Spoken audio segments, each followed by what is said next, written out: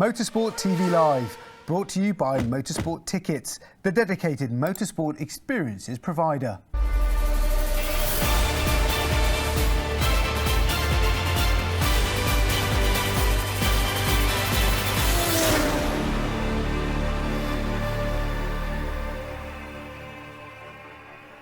Hello and welcome to Motorsport TV Live. I'm Rachael Downie, bringing you all the latest motorsport news.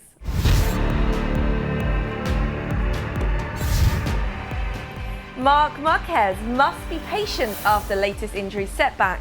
Harry Tincknell won't get drawn on potential Formula E seats, and Glickenhaus will enter every round of WEC in 2022. All those stories and more coming up here on Motorsport TV Live.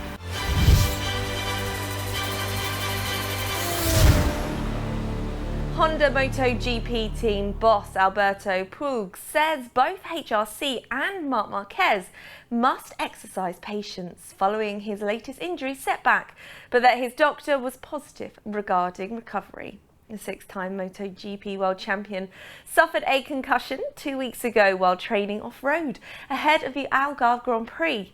He was ruled out of the Portugal race before Honda announced that he would be absent from this weekend's Valencia finale and the crucial two-day Jerez pre-season test next week, as he was suffering from diplopia, double vision, in one of his eyes.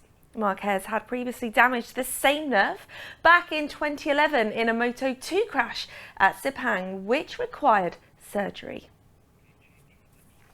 Yamaha has confirmed it will continue with three-time MotoGP race winner Cal Crutchlow as its test rider for the 2022 season, though nothing has been officially signed yet.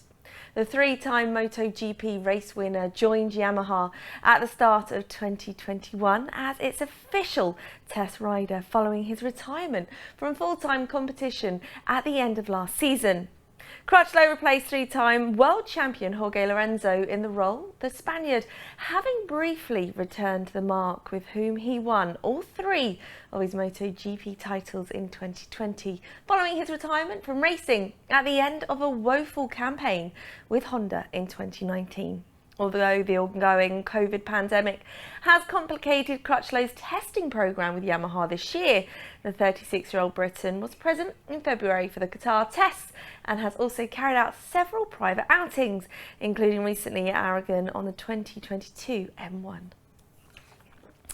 Now, more from MotoGP. And Alpine Formula 1 racing director Davide Brivio has been ruled out of a return to the Suzuki MotoGP team next year amid recent speculation about his future. Brivio was lured to F1 by Alpine at the start of this year on the back of an ultra-successful career in MotoGP, which included him guiding Suzuki to the title in 2020. But there have been rumours in recent weeks that, amid a likely management reshuffle at Alpine, Brivio could return to MotoGP, with the most obvious destination being Suzuki. Speaking at MotoGP season finale in Valencia, the Japanese manufacturer's project leader Shinichi Sahara explained he was close to finalising a new structure, but said in the short term at least there was no plan for Brivio to return. I'm trying to make a new structure for next year to invite a new team manager from outside, he said. At the moment, we are in the final stages to fix this, but I can't say anything about this. I really want him to have successful years in Formula 1. And in the future, I hope we work again with Davide in the same team. But next year, this is not the way for us. Don't go anywhere. We have lots more news from the world of motorsport coming up here on Motorsport TV Live.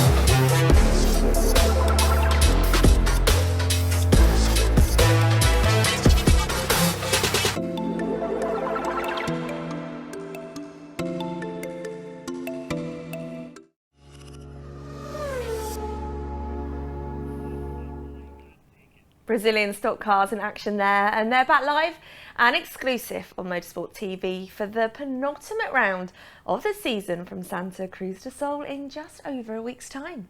And as always, there's lots going on this weekend on Motorsport TV, kicking off with the Le Mans Virtual Series, which is racing on Friday and Saturday, while karting fans can catch the IMEI Games, and that one will be coming from Portimao.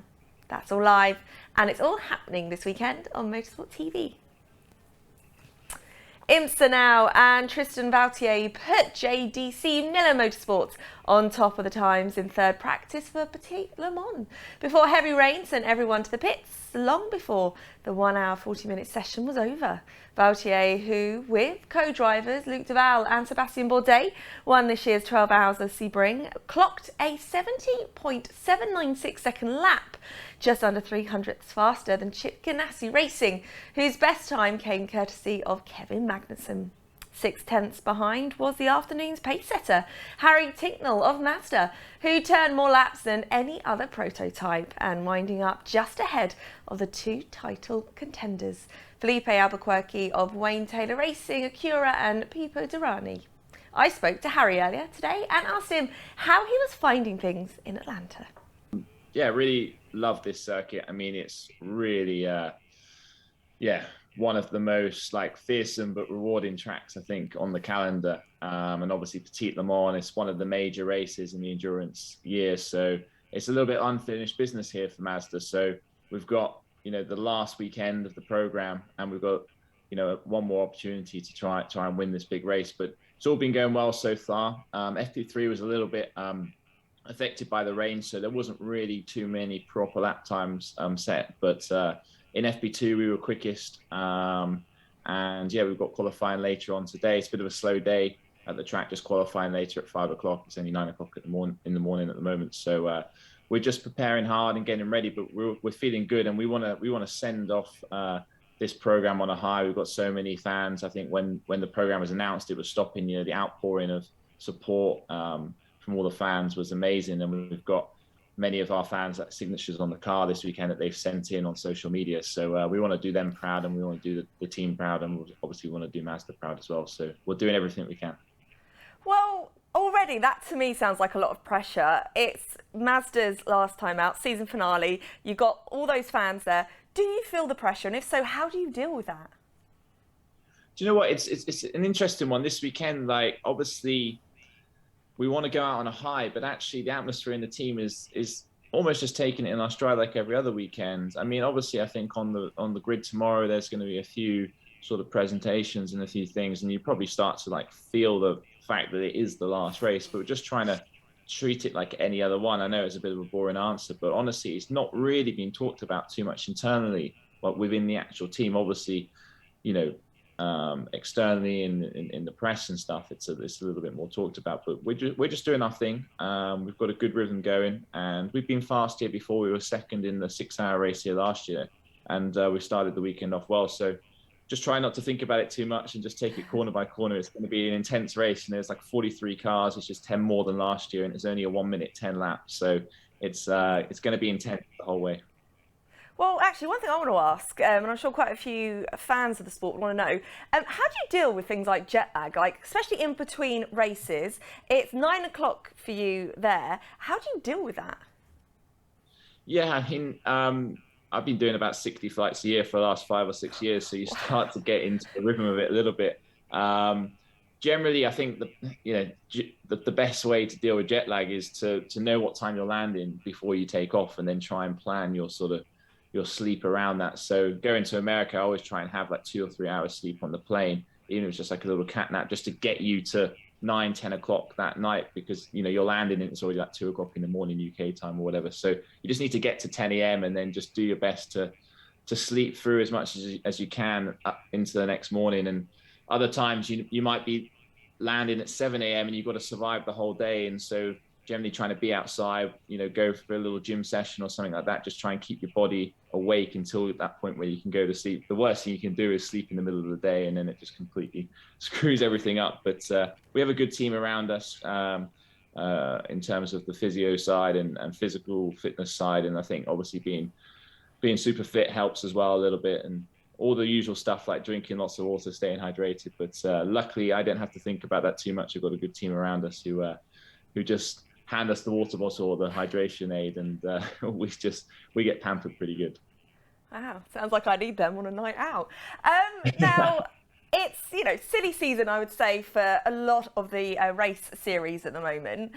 You're a reserve driver for Audi Formula E. There are a few rumours going around. Can you tell us, Formula E wise, for next year, if a seat is something you want, is it something that maybe we can expect? Yeah, I've been sort of on the outside of the Formula E paddock a little bit in the last few years. I've done quite a few days testing for various teams like Jaguar and Neo, and obviously was reserved this year with Audi, and did some testing with them, and also a lot of time on the simulator. So I feel like even though I haven't raced, I'm actually quite experienced within that paddock. And of course, sports cars is where my main sort of focus and heart has been for the last sort of 6-7 years now. But Formula E is something that definitely interests me a lot. I think it's actually helped my sports car driving just in terms of being efficient, saving fuel, saving energy. So the two do have some crossovers. And, this year, yeah, for sure, I've been sort of closer in the paddock, talking to a few different teams and stuff like that. So can't really sort of confirm or deny anything at the moment. Like, it's definitely something that I'm looking at. And of course, now that the Mazda program is coming to an end, we need to sort of decide where the next step is. But first and foremost, I'm a Multimatic driver. I'm contracted to them until the end of 2023. And so right now, just focusing on getting through the last race and doing the best job we can. And then we can sit down and make a decision. And if there's an opportunity in Formula E, then it's definitely something I'd like to look at. Fantastic. And what else can we expect from you for next year? Well, I'd like to be at all the big endurance races. This year is my 8th Le Mans in a row. I kind of set myself a career goal of trying to do 20 in a row. So for sure, I want to be back at all those big endurance races. And Daytona, we finished 3rd this year. Would love to get that watch. So there's lots of different options and different classes and teams. But right now, like I say, it's kind of, let's get through the last race, see where we are, and then between myself and my manager Alan and Multimatic, we'll sort of sit down and make a decision. But if that could be in a couple of different championships and a couple of different cars, that would be fantastic. And if I'm just focusing on one thing, that's also good. I think obviously sports cars is very exciting. With LMDH coming, and of course I'd like to be a part of that. But we need to sort of assess all the options and make the best decision from there. Harry Tincknell there talking to me earlier today. Now, in World Endurance Championship news, American entrant Glickenhaus has committed to making one full season entry for 2022. Team founder Jim Glickenhaus has confirmed that he will return to the WEC full-time with his Le Mans hypercar following a statement from the series that he will only be allowed to race in 2022 if he commits to turning up with at least one car at every race. We will start with one car at Sebring and Spa, then 2 at Le Mans, and then we will see how many cars we are able to race after that, said Glickenhaus. There is an intent to do the remainder of the year after Le Mans. The only caveat is that we have to get a fair balance of performance, which I believe we will get. If you ask, what is your intent, Jim? I would say it's to continue racing in the WEC for another 5 years. Glickenhaus had previously stated that he had little interest in doing the Fuji and Bahrain rounds, but WEC boss Frederick Lequin said ahead of last weekend's 2021 season finale that the team wouldn't be able to pick and choose which race it contests. That's all for now. I'm Rachael Downie. Join us again here on Motorsport TV Live for all of the latest news from the world of motorsport. Bye for now.